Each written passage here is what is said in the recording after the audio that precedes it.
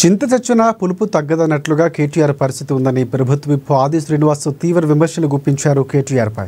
జూబ్లీహిల్స్లో చిత్తుగా ఓడిపోయినప్పటికీ ఆయనలో అహంకారం మాత్రం ఇసుమంత అయినా తగ్గలేదని కేటీఆర్పై ఫైర్ అయ్యారు.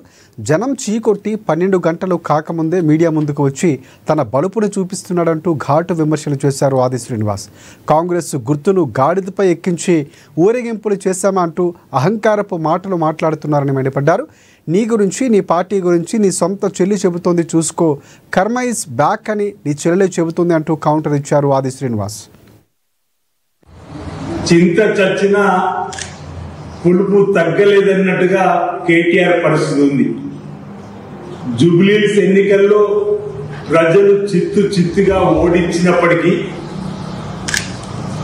ఓటమి చెంది 12 గంటలు కాకట్టే ముందే మీడియా ముందుకు వచ్చి తన అహంకారాన్ని చూపిస్తున్న పరిస్థితి చూస్తుంటే తమ మైండ్ గేమ్తో తప్పుడు ఫేక్ సమాచారంతో ప్రజల్ని తప్పుదో పట్టించాలని జూబ్లీహిల్స్ ఎన్నికల్లో బీఆర్ఎస్ పార్టీ కేసీఆర్ చేసిన ప్రజలు విజ్ఞులై వారి విష ప్రచారాన్ని తిప్పికొట్టి అత్యధిక మెజారిటీతో జూబ్లీహిల్స్ ఎన్నికల్లో కాంగ్రెస్ పార్టీ అభ్యర్థిని గెలిపిస్తే